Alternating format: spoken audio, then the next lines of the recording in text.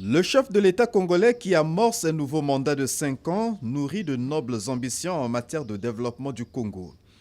Et le président de la Banque africaine de développement est disposé à soutenir cette dynamique. Voilà qui ressort de l'audience que Denis Sassou Nguesso a accordée samedi soir à Oyo, à Kinyumi, à Yodeji et à Dezina.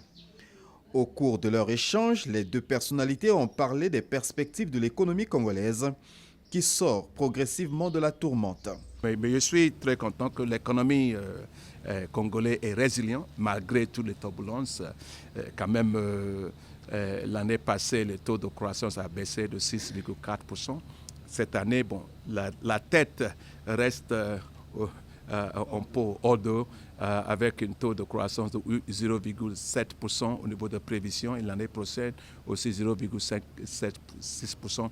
Mais il faut renforcer l'aspect de la diversification de l'économie qui est une priorité pour le chef de l'État. Je suis là pour lui rassurer qu'on va l'accompagner de long de ce parcours qui vient de débuter avec son réélection assez éclatante à la magistrature suprême du pays.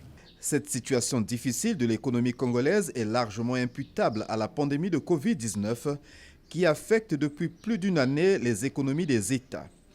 Au sujet de la lutte contre cette pandémie et de ses effets pervers sur les équilibres vitaux des nations, la Banque africaine de développement n'est pas restée indifférente. Pendant cette période de l'année passée, l'Afrique avait besoin de mobiliser un additionnel financement de 154 milliards de dollars pour pouvoir réagir à cette crise sanitaire.